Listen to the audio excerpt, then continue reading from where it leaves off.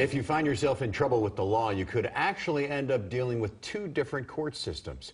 In this week's Know the Law segment, Tom Sinas is here to talk about the difference between criminal and civil law. Boy, we hear about our court systems a lot and we forget that there really are two basic different parts of our court system. One is the civil justice system. The other is the criminal justice system.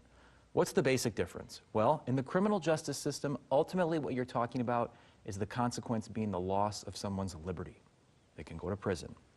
In the civil justice system, you are primarily talking about disputes about money. Right, okay? Damages. That's right. Now, how do people get into these various systems? Well, I used to be a prosecutor, so I'll harken back to the days as a prosecutor in the Twin Cities in Minneapolis. A lot of people say, well, you know what? I'm mad at you, I'm going to press charges. Well, there really is no such thing as pressing charges. The best way to remember how the criminal system works is to remember the old Law and Order show. At the beginning of that show, the voiceover would say, in the criminal justice system, the police investigate crimes and the district attorneys prosecute the offenders.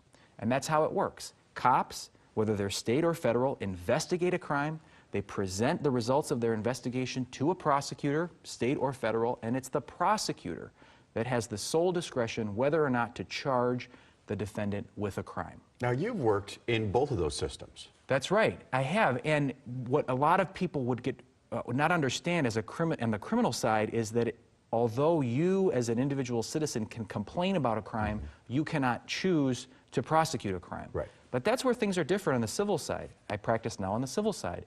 If someone comes to me as a private lawyer and presents their case to me and the client have a decision to make whether we want to start that case together.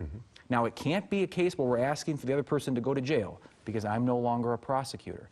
But it certainly can be a case where we're asking for civil money damages, and that would put us in the civil justice system.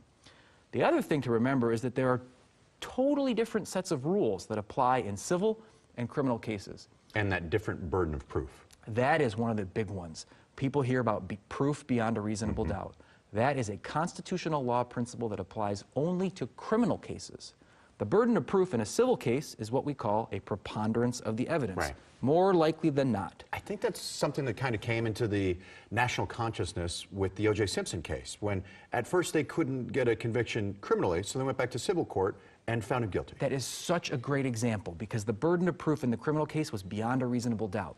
The civil case was a case brought by the family of the survivors, a wrongful death case. Saying that he was responsible for it. A case for money damages, right? And all they had to prove there, more likely than not, was that O.J. Simpson killed Nicole Brown. And they were successful, right? But what did they get out of that? Well, O.J. didn't go to jail because he was acquitted in his criminal case. They got a monetary civil judgment against O.J. Right. And that really does epitomize the difference. The other differences are that there are certain constitutional rights that apply only in criminal cases and not in civil cases. For example, the right to be free from an illegal search and seizure. Well, that's a criminal law concept. Even the right to a jury trial is more robust in the criminal side. Or what about, for example, the constitutional right to have a lawyer? That only applies in criminal cases. It doesn't apply in civil cases. So, whole different sets of rules, two different sets of systems, endlessly fascinating. Lots to think about, and if someone has a question about the law, they can always call your office. They can, 616-301-3333, or they can find us online at sinasdramis.com, or shoot us an email at info@sinasdramis.com. Thanks for stopping by, Tom. Thank you, Christian, for having me.